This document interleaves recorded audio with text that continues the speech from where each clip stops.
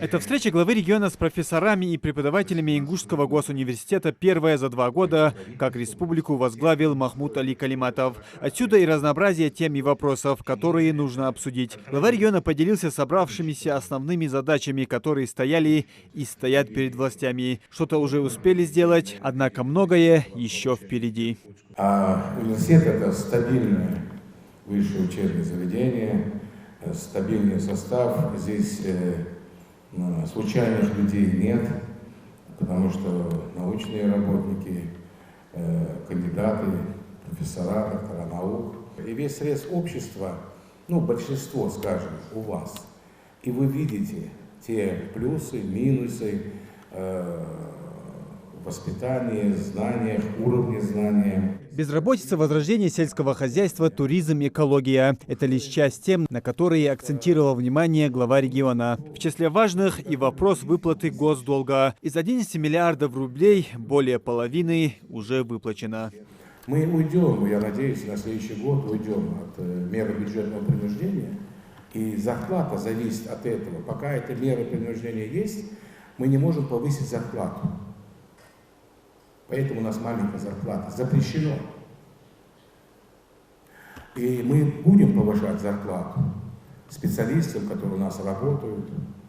И мы будем набирать лучших, но не за 3-9 земель. У нас же есть университет.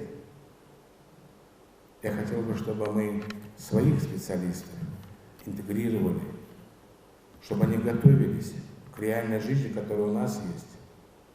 Далее встреча переходит в формат общения. Вопросы из зала задают преподаватели и руководители кафедр университета. Марина Арцханова, завкафедры экономика, интересуется социально-экономическим развитием республики. В частности, как решается вопрос на рынке труда, а также как проходит реализация сельхозпродукции аграриями республики.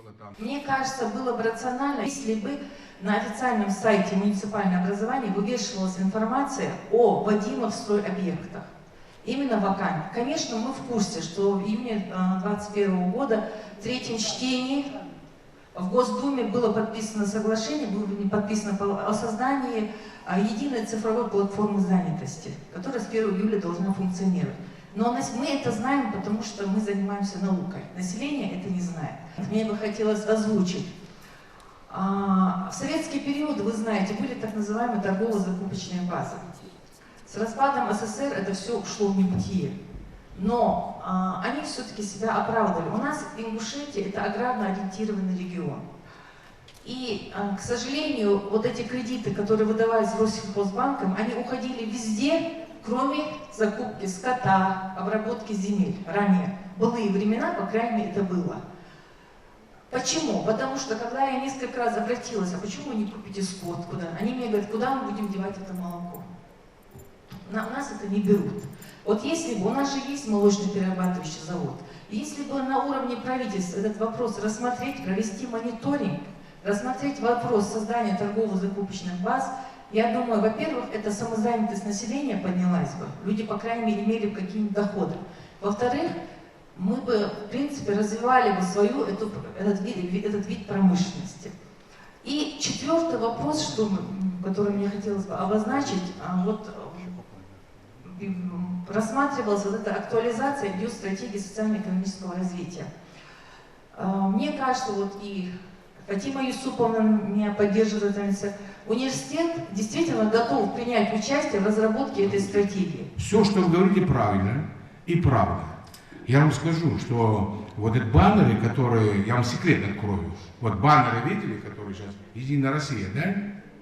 Вот я сказал, что вместо них теперь, вот после 19-го, вот везде расписать, где, сколько, кто требует, с большими буквами. Понимаете?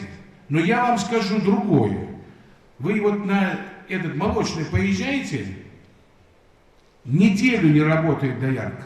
У нас с Сахалина, из других регионов, технологов мясо-молочной продукции, который готовят, ни одного технолога нет. Больше 100 тысяч платят, чтобы человек приехал с другого региона.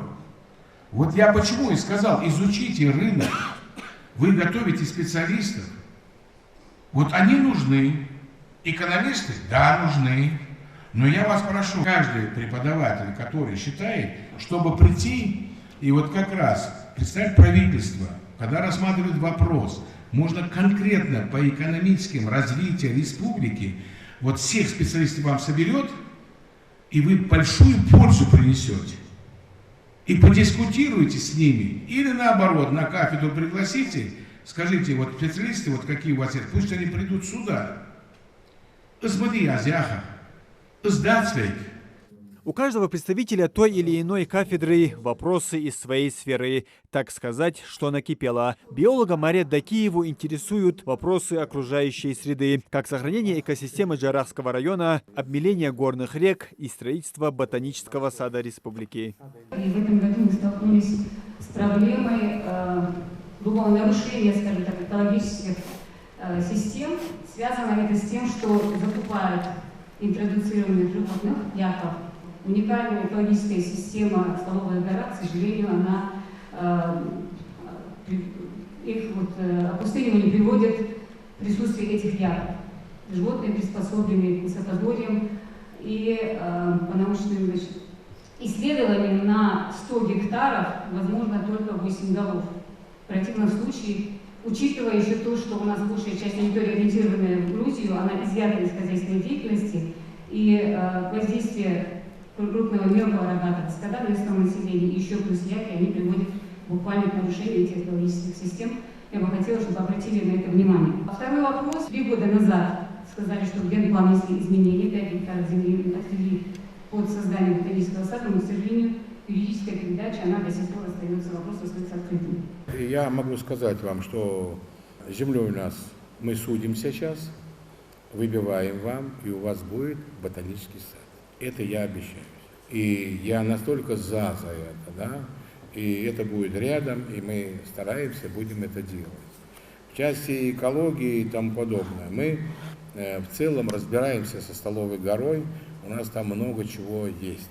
Это надо специальное, такое совещание, что ли, провести.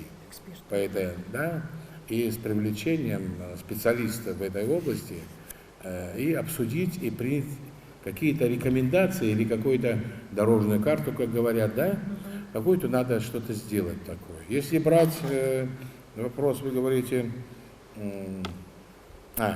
в части экологии, это настолько моя озабоченность, что я прям, это болезнь. Что у нас происходит сегодня? Ведь ни один водоем, экспертизу провели, мне принесли, зайти нельзя. Кроме там Фортанги, там Армхи, там еще у нас вот осталось там, потому что аса. А здесь вот ни пруды, ничего, потому что пополняются они тем-то. Так это в чем вопрос? У нас население 190 тысяч было. Тот период, когда была Ченгушетия. А сейчас у нас 516. Естественно, обратите внимание, плотность заселения. И у всех выгребные ямы.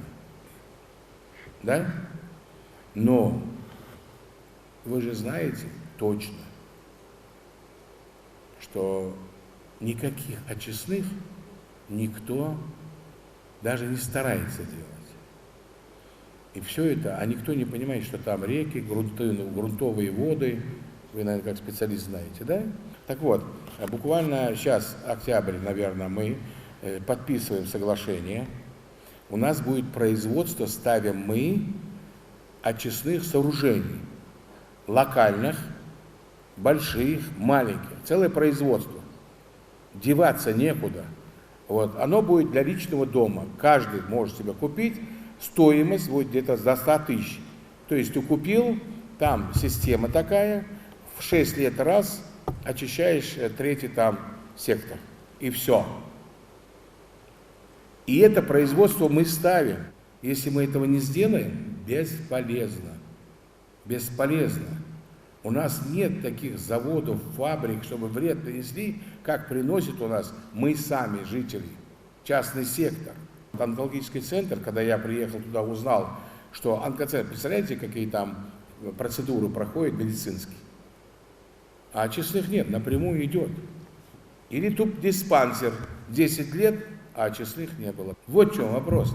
С таких специализированных больниц очистные прям вот нету их. И мы их сделаем сейчас вот буквально. Вот за сентябрь будут сделаны. И там, и там. Понимаете? Поэтому экологией мы занимаемся, Баркахал, экологией мы занимаемся. Это вообще, я же почему про АСУ сказал? Почему я говорю? А я в больницу поехал, в Жайрах. Видел, там больница стоит. Вот я проезжаю и говорю, давайте зайдем, посмотрим. Главврач там. Я говорю, очистные. А там мне говорят, очистные поставили. Вы понимаете, прям вниз, прям по скале, там Амрхи течет. Ну, я прямо ему сказал, он лгал мне.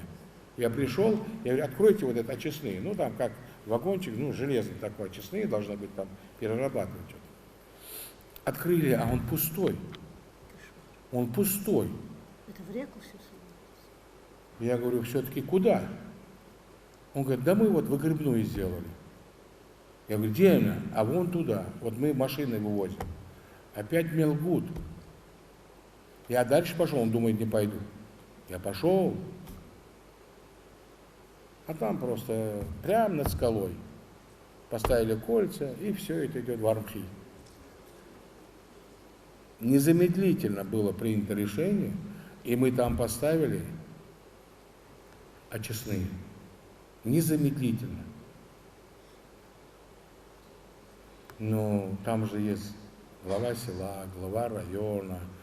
Бах Жнахмадитович жил, вот видит, шланг лежит, вот прям, это же надо додумать, там с вот этих мест шланг в речку лежит.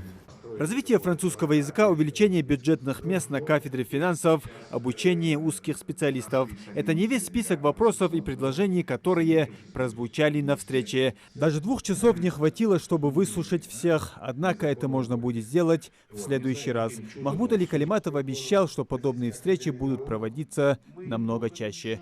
Муслим Ганиев, Магомед Даскиев, Новости 24.